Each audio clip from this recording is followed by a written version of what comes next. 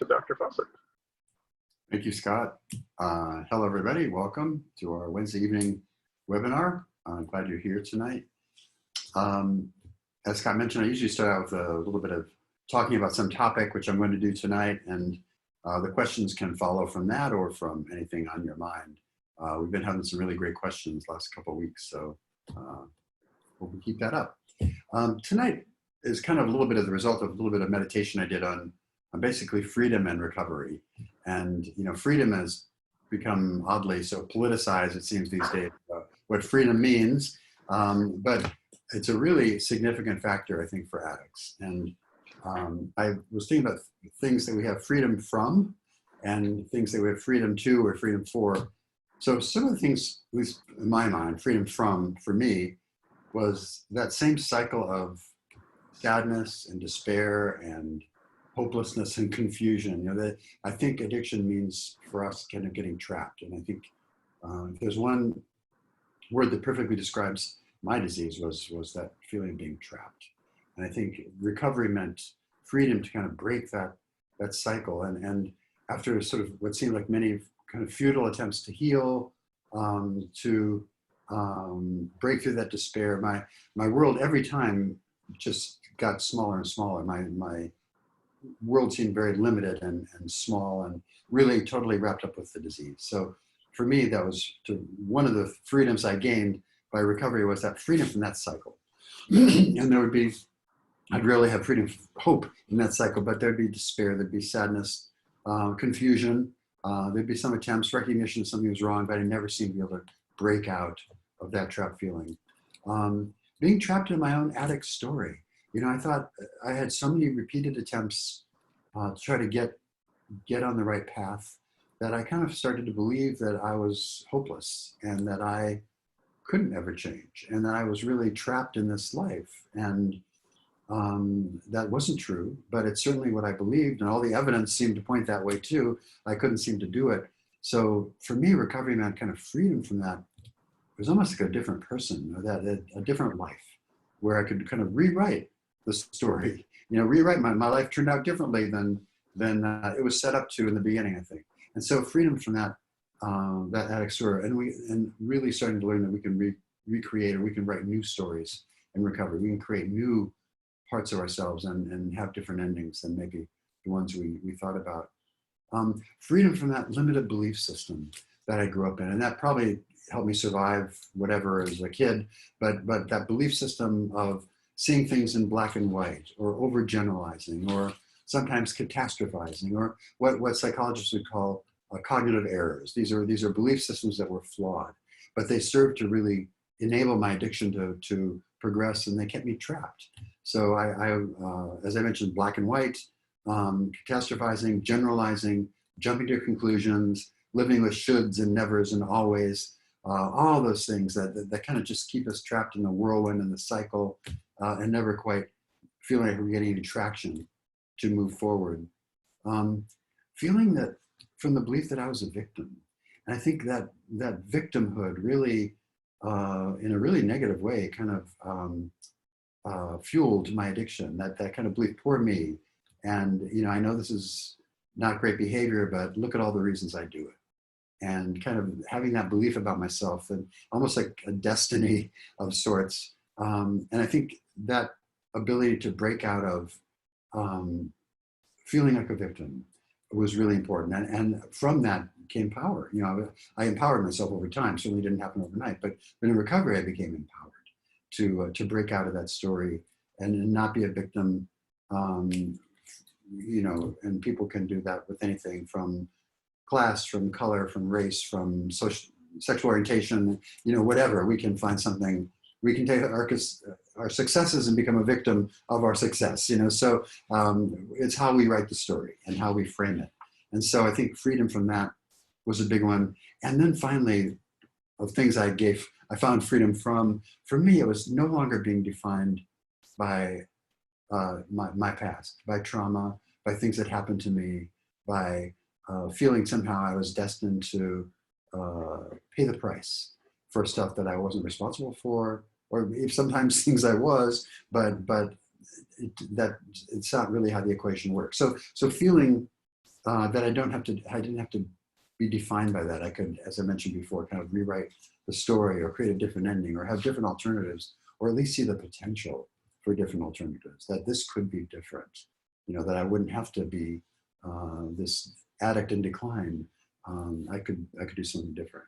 And then finally, there was freedom to do things, right? The positive stuff for me, finding joy, the freedom to find joy, the freedom to think that, to give myself permission to even consider that I could find joy, that I deserve to be happy, or deserve to be hopeful, or deserve to have something that was maybe less chaotic and disturbed and troublesome, that I was worthy somehow of love and being lovable and making a contribution somehow. So that freedom to find joy. And I didn't really know what joy was. I imagine I felt joy at times in my life, but I would say before recovery, and probably well into recovery, I wasn't feeling much in early recovery except kind of blah or bad. And then over time, probably considerable time, frankly, I learned to be happy. I kind of woke up one day and what is this strange feeling? I realized, oh, I'm kind of happy. It's a good day. And that was a different experience for me. But a couple of those, or over time, I really learned to experience joy in my life and feel what joy really is. Finding meaning, finding meaning and purpose. The purpose of my life when I was addicted was to keep my addiction going. And that came first. That was primary over any people in my life, any relationships, jobs, security, financial security, anything. But the addiction was my primary focus. And it was really my lover. It was my primary relationship. And so finding in recovery new meaning and purpose beyond that. And that actually was kind of a shock when I got sober, finally, to be able to realize all that all this empty space and time and energy that I used to fill with my addiction, now I could apply to something, and to really kind of move that forward. And that was really exciting for me, to find purpose. And then two more, find healthy connection. I had no idea what healthy connection was. I was really isolated in my disease. And I was one of those people, I was in the middle of New York City. I was very isolated and lonely in a very crowded city. And that's just who I was. That's the place I was. And so for me, recovery meant about connecting. And really the first people was like waking up out of a bad dream and seeing who's around the bedside. Metaphorically, it was the people in program. When I woke up, those were the faces I saw. And those were the people that kind of taught me and coaxed me back into the human race, I think, that connection. And finally, to hope for real change and recovery, and to believe that, this thing might actually work. I could actually do something and not be doomed to repeat that same cycle that I had seemed to be trapped in for a while. So those are the things that I kind of, just this little meditation on freedom from, and the gifts of recovery for me, I found as well. And I think I'll turn it over. I do want to say the 25th of May is my sobriety anniversary. And I have 41 years of sobriety. I got sober in my 20s. So yeah, so I'm really proud and happy, one day at a time, many days at a time. So yeah, many, many gifts that I'm very grateful for. Congratulations on your sobriety, David. Hi, everybody. We've got a big crowd tonight, so get your questions in early.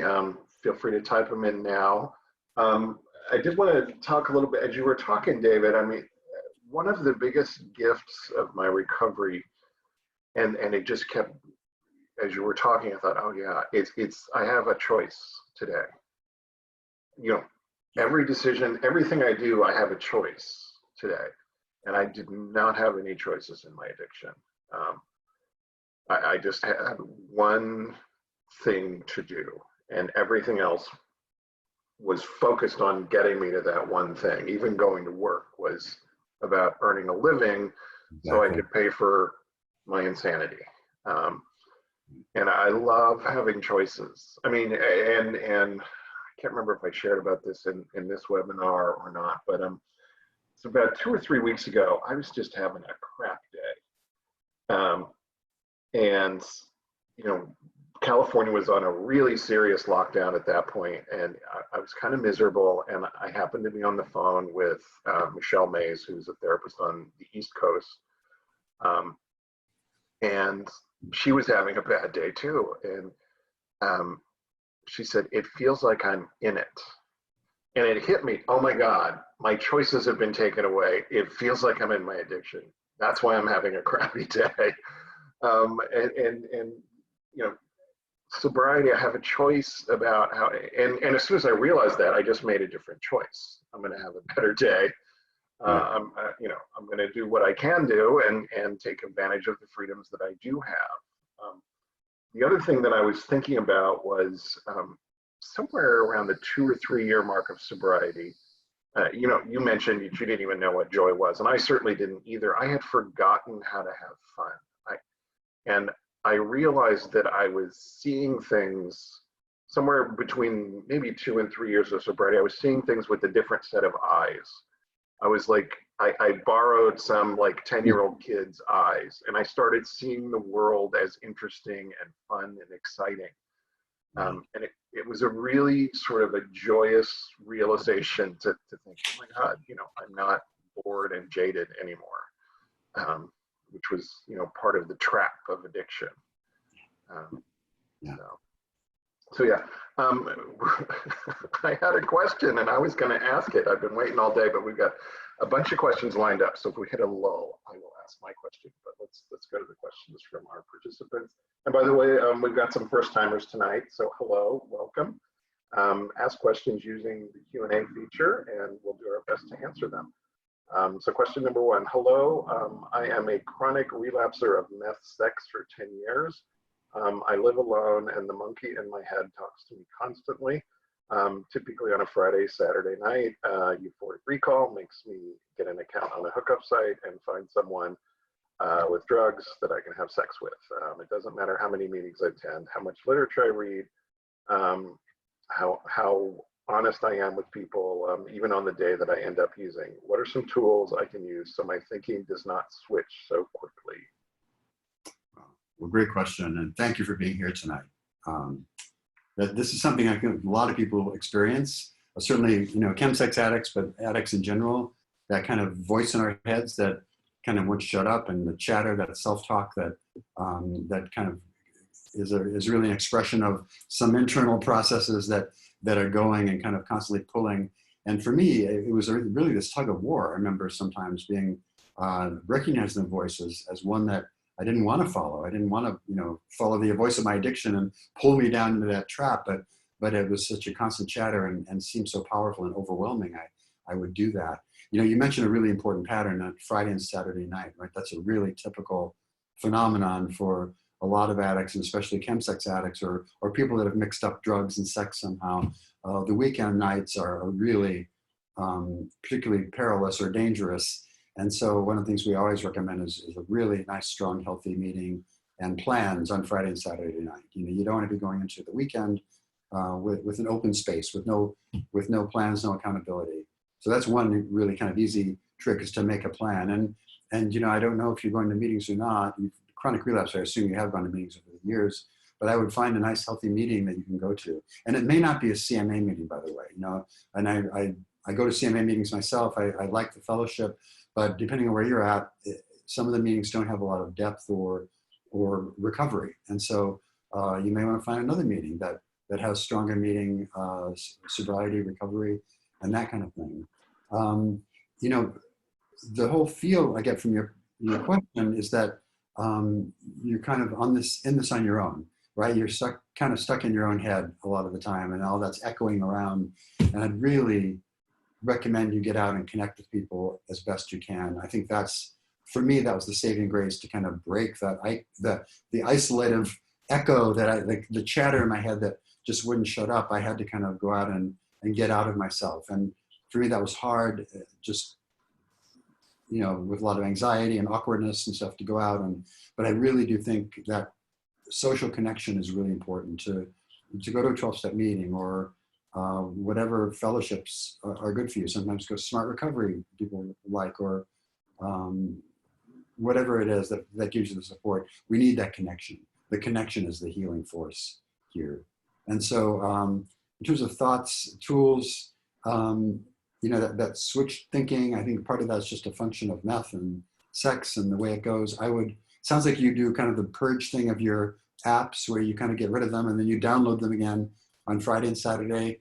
One tool that we recommend is to kind of put some barriers between you and that app. You might want to put some parental control stuff on your phone, just and slow it. It'll slow you down, right? We can always defeat it, but I think if we can insert as many steps as possible between that impulse and the action, it does help.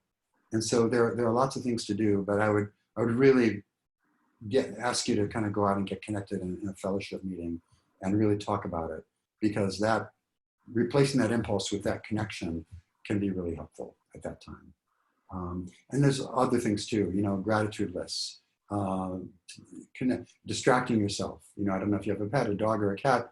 I spend 15 minutes of quality time with my dogs and I'm refreshed. I walk in nature. There's all kinds of things we can do like that to be mindful and to help us heal. But I think there's nothing replacing human connection for the power of kind of reversing that. Scott, anything else to add to that? No, but I wanted to reiterate some points. Put Net Nanny on your phone and your computer and your laptop, and you don't have the password. One of your friends in recovery has the password, so that you can't so easily download.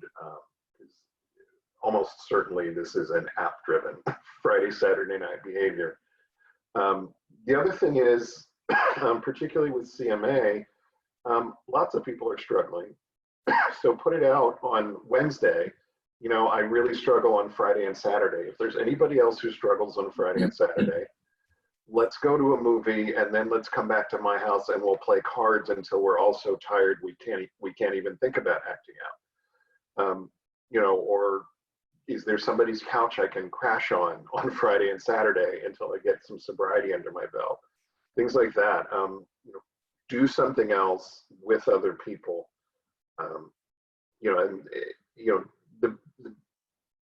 The way we approach addiction or recovery is we find something better to do with our lives. And, on Friday and Saturday night, that might be going out to a meeting and then a movie with a bunch of people, or a meeting and play poker with a bunch of people, unless you're gambling at it. But people. That's the key. And that may be complicated these days, right? Because, where I live, there are no movies yet, or I don't want to go to a movie if there is. And so the social connection is complicated. But I think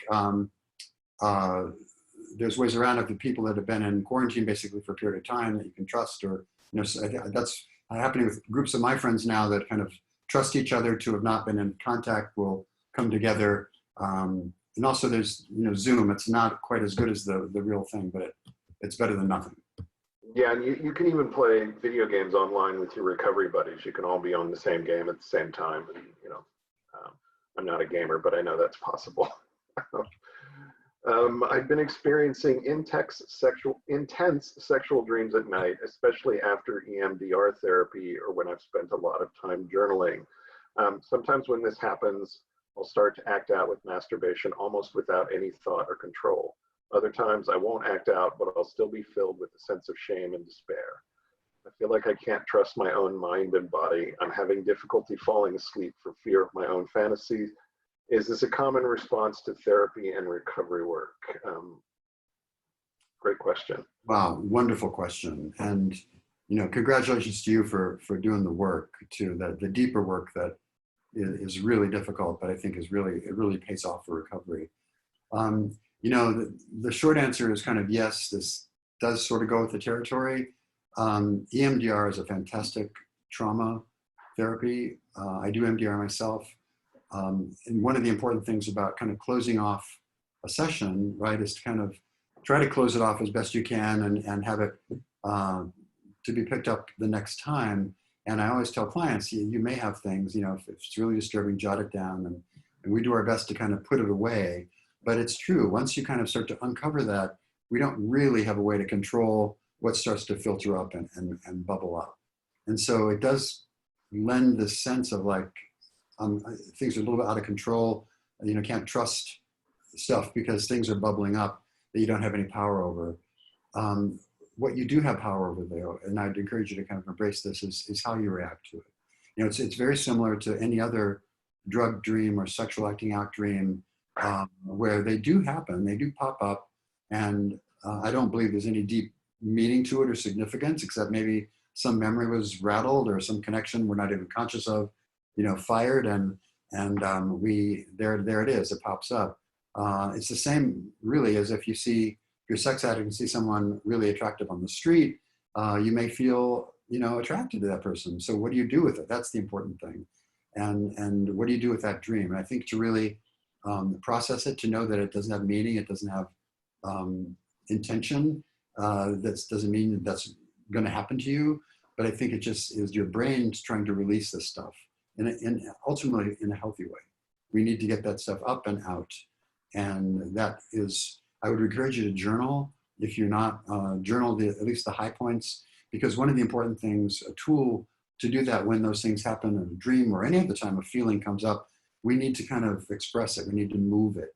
When we get in trouble with it, especially addicts, when we get in trouble with feelings, or when we sit on them, when we avoid them, or we stuff them, or we kind of hold on to them or savor them, like we do some resentment sometimes. We really love those things. They're delicious. So, we need to move those feelings. And so if you're having some dreams like that, I'd recommend writing them down. It actually expresses it. Not only does it record it so you can talk about it with your therapist, but it kind of moves it out of you. And it gives you some control over what you're doing with it. And I think it's just probably an unfortunate part of the process you're in right now. I would talk with your therapist about it, what can be done. I assume you've worked on some kind of relaxation techniques. There are ways to do progressive relaxation, the grounding techniques, visualizing. One that we talk about a lot here is 4-7-8 breathing, where you inhale for a count of 4, hold for a count of 7, and exhale for a count of 8. And do that for several cycles. And that'll gradually kind of reduce the anxiety in your body and kind of reset your physiology. So things like that. The other thing that you might find really helpful, and I recommend to every addict in recovery, or anybody in recovery really, is to have the opportunity, have a list of people that you've pre-screened their permission to call them any time of day, 24 hours a day at night. And have a couple of people like that who have expressed a willingness to take your call. So you can call them and share what's going on with you, so that you're not alone. Going back to the first question too, I mean, it's really all about staying connected with people and knowing that you're not in this by yourself. Yeah, I just, when we're doing this work, trauma, any kind of trauma, is really almost the essence of it is something over which we have no control when it happened, right? We were powerless over a lot of the stuff that happens to us when we're traumatized. As we in recovery and as we deal with it in trauma therapy, we kind of get some mastery over it. We can't change what happened, but we can just gradually change how we respond to it. And you're in that kind of transition zone right now. So I'm sorry it's uncomfortable for you. I think just to get all the support you can, do talk to your therapist and see if there's a way to maybe close off those sessions to carry over, so you're not having so much disturbance, and move forward. The other thing I'll just say, and it sounds like you're in this and doing okay. Oh, I want to talk about the masturbation too. But I do warn people sometimes about getting into trauma work too soon, because I think we can uncover a lot of really strong feelings. You remember, our addictions are ways that we can deal with stuff. They're a coping mechanism, if you will. And when we take those away, until we rebuild new ones in recovery, we've lost our coping mechanisms to deal with uncomfortable feelings. And not those are great ways to deal with it, by reacting badly with trauma reactions and stuffing them and dissociating and all that kind of unpleasant stuff. But when it's powerful stuff to dig around in trauma. And so we have to really make sure that we have all the emotional regulation skills and that kind of thing. The masturbation piece, you said you almost, what's your exact word? Without almost any thought or control, kind of move into masturbation. I think that's another kind of reaction. Masturbation is a soothing technique, right? It's how we self-soothe, but that it's what you do have control over in the situation is that automatic piece. And that's where so much of our addiction and our responses are automatic, right? There's a trigger, some kind of something happens, and we react without really being conscious of it. So I think one of the great skills of recovery is to like be mindful and to really know that point at which you have some control to do, go down path A or path B. And instead of just kind of automatically masturbating, automatically falling into really numbing or dissociative behaviors, to really kind of be present and choose to do something else. And that may make a gratitude list or call somebody or get up and have a cup of tea or whatever works for you. But I think that is one area where you can sort of practice and develop control over that automatic response. And that'll help you with triggers and cravings in your regular life too. The one thing I wanted to add, in addition to journaling about the dreams and what happens, is share about it at meetings. One of the reasons 12-step meetings work is we talk about our triggers and being triggered in a safe setting where we don't reward it with masturbation or by sitting in the fantasy, and it loses its power. Whatever the fantasy is, whatever the dream is, it'll lose its power the more times you talk through it without rewarding. And it's kind of the same thing as trauma therapy. Right. The more times we talk about our trauma, the less power it has. But we need to do it in a really safe setting. And as David said, not too soon with addiction recovery, because it's painful and it can throw us right back out there.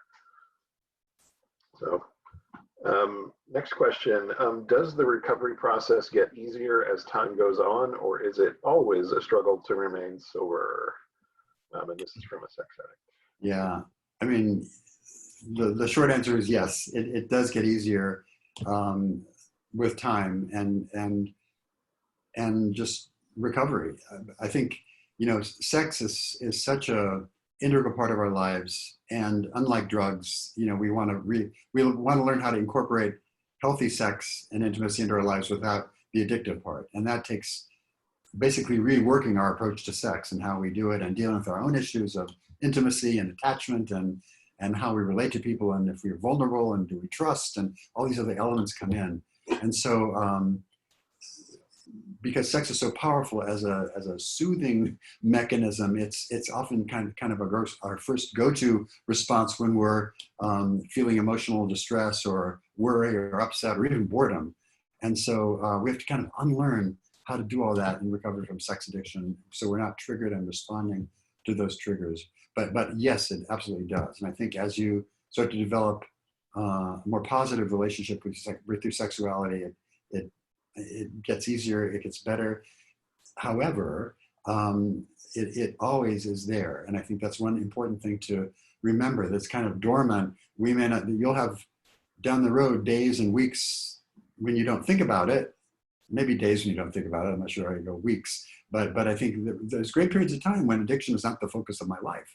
I'm doing other things, I'm doing really cool things, and I'm not worried about addiction. And then once in a while, it'll kind of pop up out of nowhere, and then I have to deal with it. But that gets fewer and fewer, and it gets more and more random, and certainly they lose their power as I get practice moving through those triggers and cravings without succumbing to it, and I start to get a sense of sort of mastery over my approach to handling those triggers and cravings. So yeah, I think it does get easier. Scott, what do you have to say about that?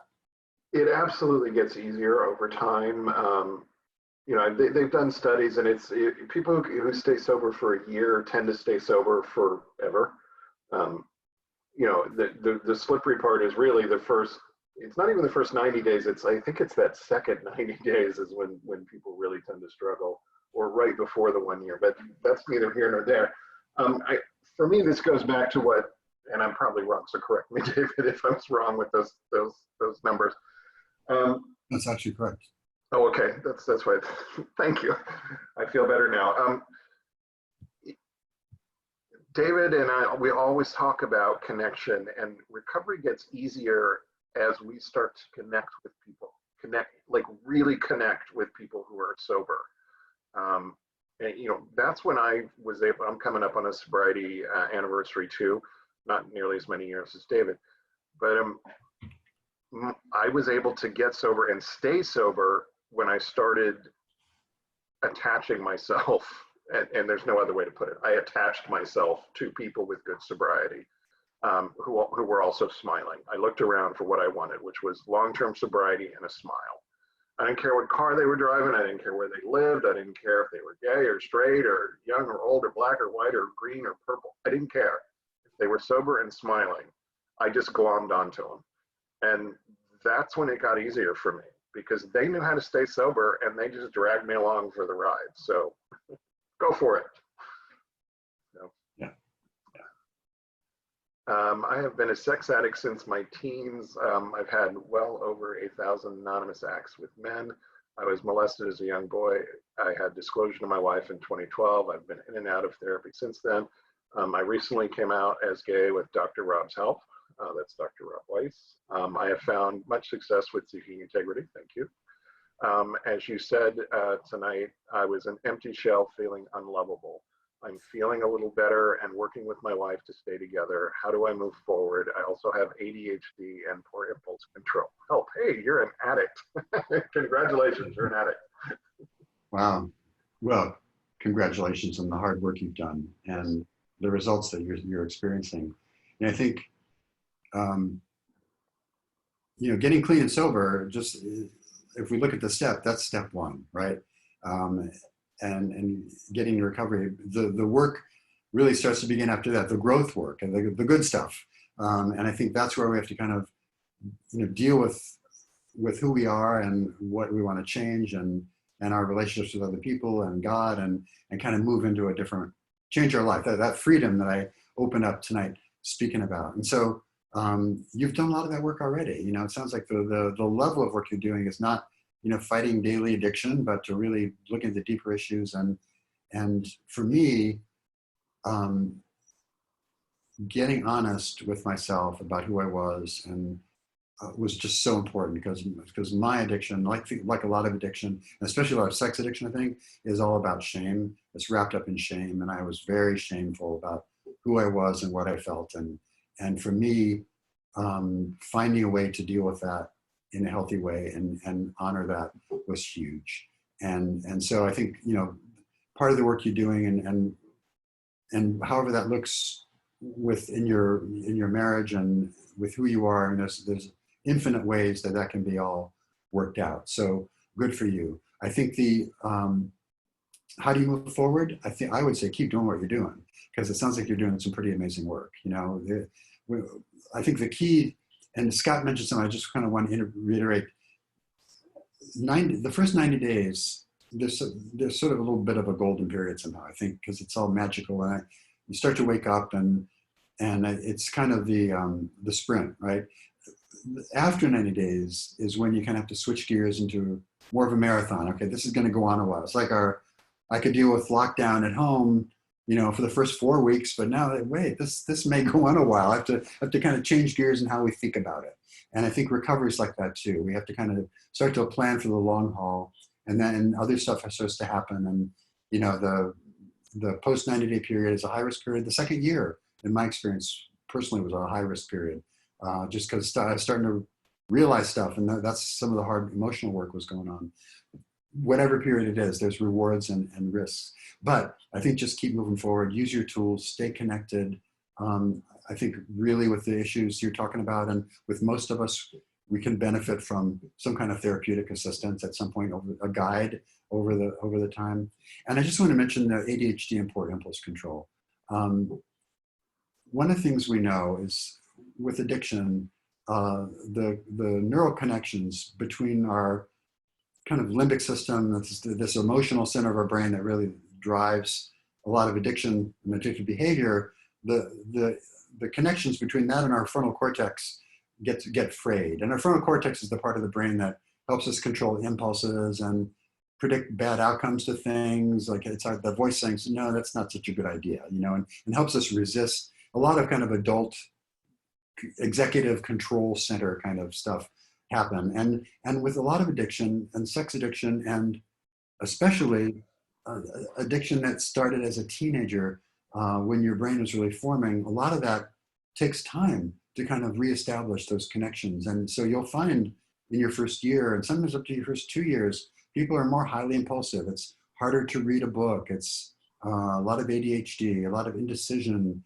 I've shared here before, I think in my first 90 days, I can't remember exactly when it was, but I was in New York City there were 4 meetings I could walk to, and I couldn't decide which one. So I just kind of had a meltdown on the sidewalk in tears because I couldn't figure out which meeting to go to. It was like I was a total basket case, and that was my life. But I realized my brain, I was kind of a fragile soul at that point. And I think it gets less dramatic, but I think our brains need time to heal, and we have to learn that ADHD. Now, there may be some people who have ADHD that won't heal so much with addiction, and that's something you should consult with a medical provider about, or a psychologist. And there's stuff to be done about that, including a lot of cognitive stuff that doesn't require any medication. But so, yeah, and those are the kinds of things, by the way, as we get into recovery, we can start to sort out, what's really a problem and what was just a symptom. A lot of meth clients I treat will come in and they look like they're totally psychotic, look like they're schizophrenic or some kind of extreme bipolar problem or something. And if they get clean and sober, after a while, all those symptoms go away. So it takes a while in recovery to kind of shake out what those things are, but it may be, as you're not acting out addictively anymore, that you do have some ADHD issues, and that can be addressed separately. I wanted to pull one little thing out of this question just to bring it up. This individual says that he's had well over 1,000 anonymous sex addicts. That's not unusual for a sex addict. It's also not unusual for a sex addict to have had no in-person sexual experience.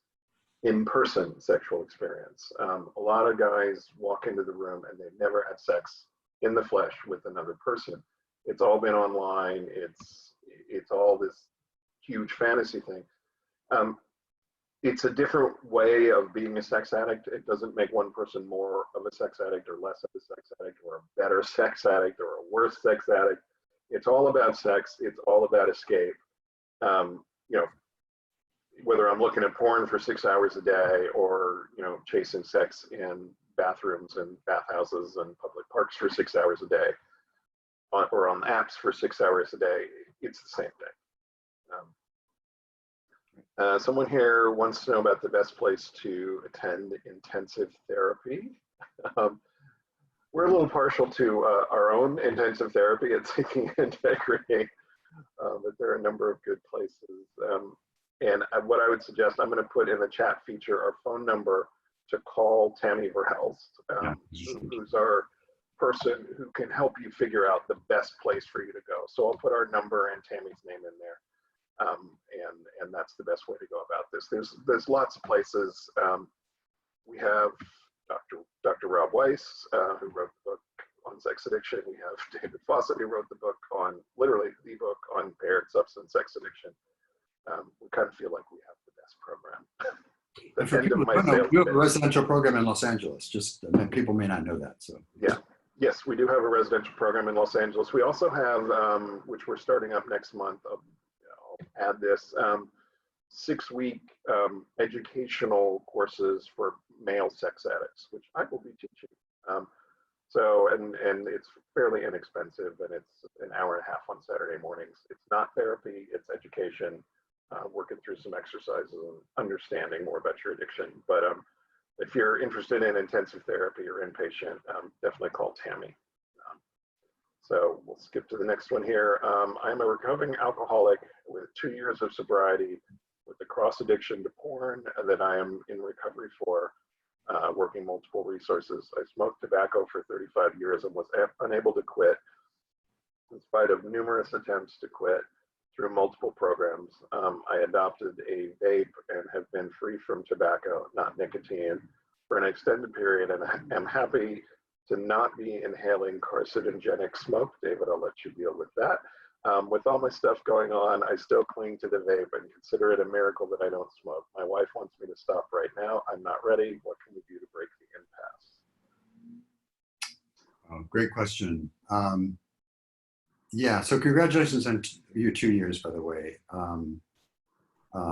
That's big. And the cross addiction with porn and alcohol, all that. Anytime we combine drugs and alcohol, it's a powerful thing to move past. And so that's significant. Nicotine, we've been talking about this a lot lately, it seems. Seek Integrity, where we have our program, we're a non-smoking program, no nicotine, no vaping. And the reason we do that is that our belief is that programs that allow clients to get clean and sober from all of other addictive behaviors, but let them keep smoking or vaping, really are doing a disservice because of the way nicotine, which is a very powerful drug, nicotine has actually more dopamine release than orgasm. It's a really powerful drug that happens to be legal and socially sanctioned, although less so maybe these days. But still, it's out there, and people can do it without getting too many cross looks at themselves. So the problem is, though, it's a powerful drug, and it's one that kind of keeps your brain in this idling mode for addiction that I think makes relapse, the potential for relapse, more easier. So I think you would probably do better to give it up. I think your wife believes that. I think you probably believe that too. You used the word cling, cling to that vape. And I think it reminds me of me clinging to certain things that I just couldn't let go of that were really kind of holding me back. I opened tonight talking about freedom. And I think, my wish for you, I guess, is that you would have the freedom to release that and give it up, because I think you would feel a whole lot better and feel a lot more satisfied with yourself and your recovery, and that you would discover and have a sense of freedom that you don't need that. You don't need to cling to that. At this point, I think you say you're not really even getting nicotine, but it's more the vape, if I understand that. But nonetheless, whether it's nicotine or not, or drug content or not, it's the mechanism, right? It's the ritual of knowing it's there, having the vape sometimes in your hand, and punctuating your social interactions with that. So I think, I know the drill. I did that for many years. So I think you would feel a lot better. It's a vestige of your addiction. It's you're walking around with a reminder, hey, I'm an addict, all day long. And so I think you do much better without it. There are, I used basic 12-step program. I kept going to my A and NA meetings, and I would just, include nicotine in that. And after a couple false starts, it basically worked for me. So I would get some support for that. But I think the other thing to do if you're in therapy or have a good sponsor, what is that about? What does that vape thing represent? What are you holding on to? And, if I were your therapist, I might ask you, write a letter to that vape pen, or give it a voice. Better yet, have the vape pen talk to you. What am I doing for you? And just kind of play with it and experiment and see what's the significance there, and really try to let it go. And it may be, and we may find it sounds, some people minimize it. Oh, it's just a vape, just a cigarette. But oftentimes those things are really attached to deeper, powerful things. I remember when I gave up smoking, I just had this tremendous flow of grief. And what? Where'd that come from? But it was attached to this well of sadness that I didn't even really know was there in its pocket, that really needed to be released for me to heal. But so I would expect stuff to come up when you give it up. It's keeping something locked in place, but it's something you don't want to keep in place anymore. So best of luck to you. And talk to a therapist. They have that specialize in this kind of stuff. There's some really good resources out there. Yeah, the addictive use of alcohol is an escape from reality and feelings. The addictive use of porn is an escape from reality and feelings. The addictive use of nicotine is an escape from reality and feelings. It's an addiction, and David said you're keeping the addiction alive. I'm with your wife too. What do you do if your partner is jealous of the time you spend doing meetings, etc.? This is from somebody who's only 2 days in recovery. So what do you do when your partner is jealous of your recovery? Yeah, this is a common scenario, right? Because if there's addiction kind of overlaid onto a marriage or partnership or relationship, that addiction is often primary. As I mentioned actually at the beginning, that was my lover, right? The addiction. And so sometimes partners feel, oh my God, okay, this person's in recovery. I have you back. And then only to start going to meetings again. And so it is a little bit of a power struggle that is not all that unusual. We see it with a little bit of jealousy about the time spent, sometimes suspicion about where you're really going. So there's a lot of that as well. as our partners or the partners of sex addicts are really seeking safety when they're trying to probe and see what's going on. So I think a couple things. One, it's a reality you need to go to meetings. And I think oftentimes with some really good communication between you and your partner, expressing why it's important that you go, what the benefit is that you're gaining from it, and the reasons for it, that often alleviates the problem. The other thing, hopefully you guys have some kind of professional guide, a couples therapist or a CSAT or some kind of therapist that's guiding you that can also maybe help talk to one partner or the other and help explain why this is important and process feelings. And the other thing I'd say, besides just explaining why it's important that you go, is to really acknowledge what your partner's feeling and why they're feeling that. And you know, saying something like, you know, I can see how you would feel that way because I've been so absent, and I can understand that you would feel, you know, X, Y, Z, but this is what I need to do. And I think good, strong communication and honesty go a long way toward that. But it's a common scenario, but it's really important that you get to meetings. And frankly, it's probably important that your partner get to his or her own meetings as well, so they can get their support, because they need support equally. And not because, you know, Dr. Rob wrote a book called Pro-Dependence, which moves away from the old codependency idea, which really pathologized the partner. It's like, well, why, you know, what happened to you in your childhood that you married an addict, and suddenly we're, you know, so what's wrong with you, the partner? And going to meetings and getting support is not about that. It's not about fixing the partner. It's about getting support, because this experience of living with a sex addict is really traumatic. And there's a lot of PTSD kinds of symptoms that we see. And there's a lot of support out there for partners if they choose to. Yeah, you know, a lot of times partners will think, why do I have to go to a therapist? I'm not the one with the problem. And the answer is, you don't have to go to a therapist. You deserve the support that a therapist can give you, because I've traumatized you. I did some horrible things, and you deserve to be supported. And probably I'm not the best guy to give you that deep emotional support right now, because you just found out I cheated on you, you know, or I'm a sex addict. This next one is a comment, but I'm going to ask you to talk about it a little bit, David. This is from the individual who had 1,000+ encounters. I was acting out in person. I'm so lucky to have never contracted a disease or been arrested, and I pledge to never put myself in that position again. Thanks for your help tonight. Can you talk a little bit about those two consequences, STDs and arrests and sex addiction? Right. So, yeah, these are kind of things that go hand in hand with the nature of sex addiction and chemsex addiction, particularly, where there's high risk activity and poor judgment and this kind of compulsive use of drugs and sex to escape mood-wise.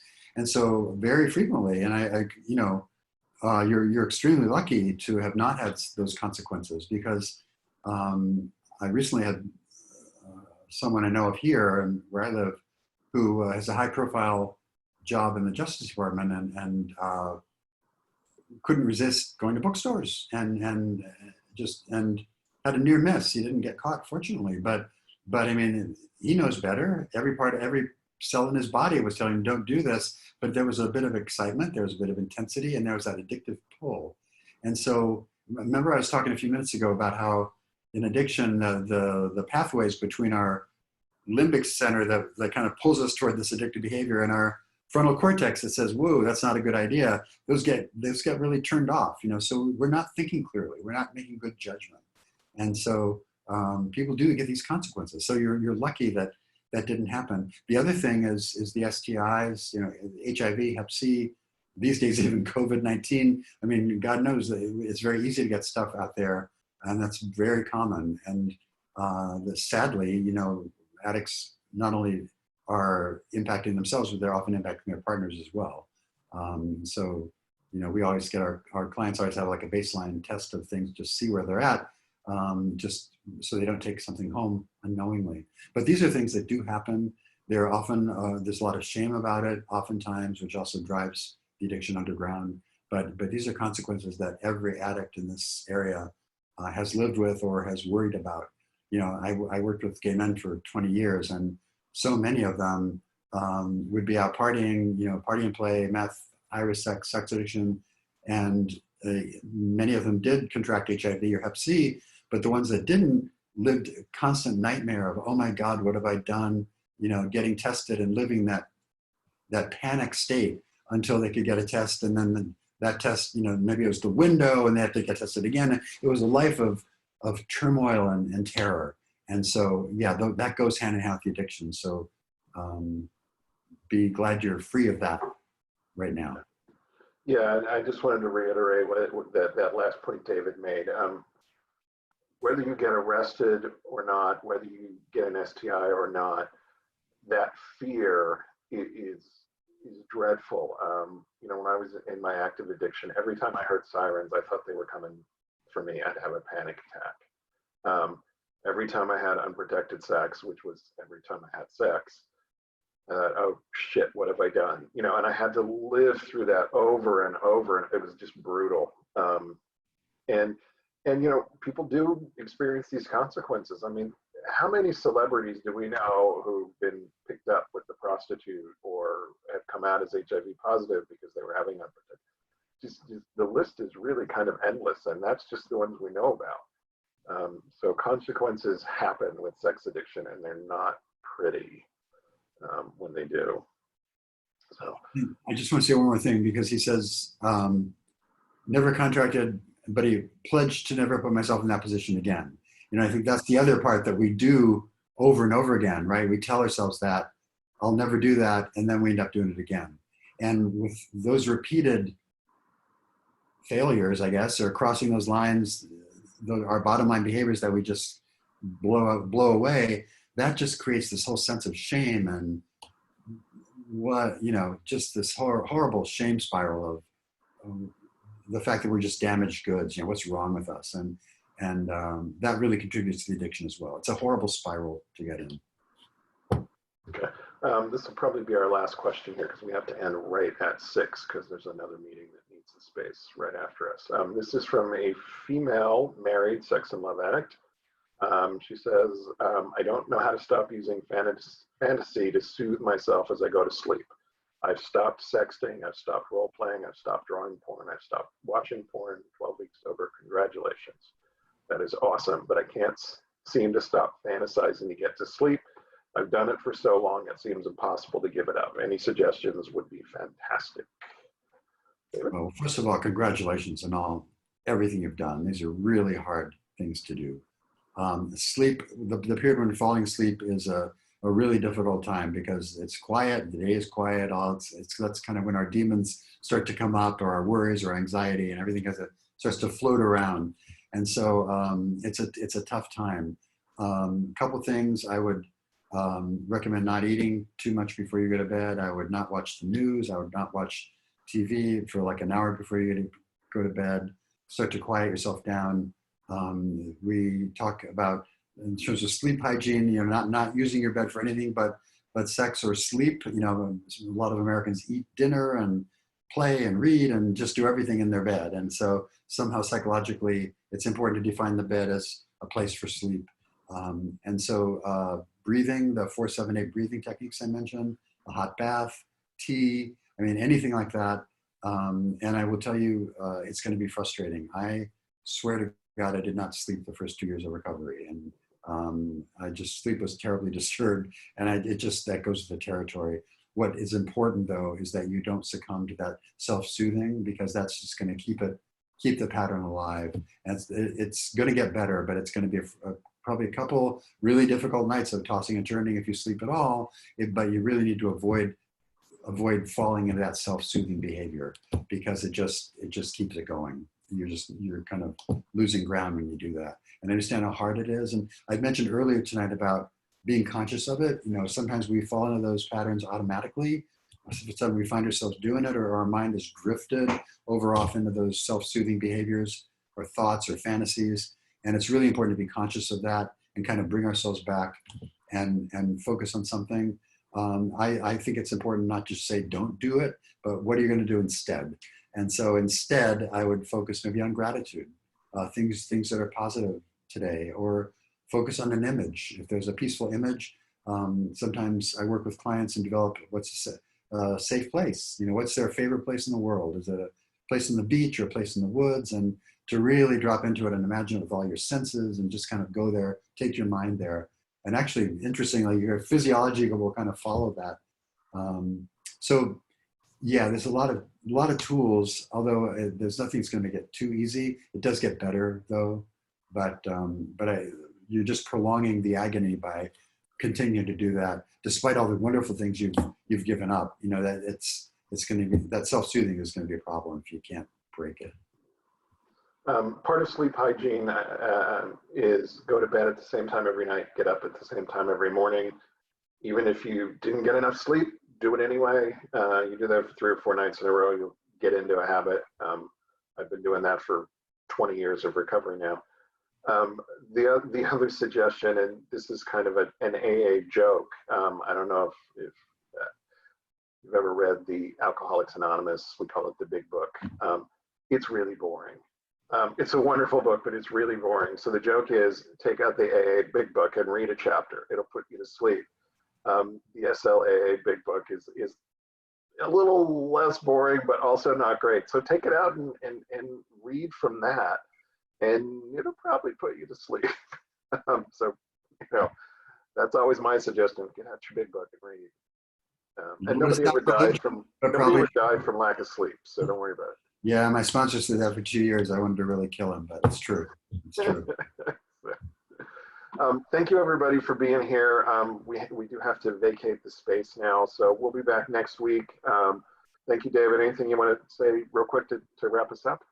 Just say, you know, focus on all the gifts of recovery, all the freedoms that you get, and take care of yourself. And thank you for the great questions tonight. Yeah, great stuff tonight. Thank you, everybody. We'll see you next week. Bye-bye. Take care, Scott.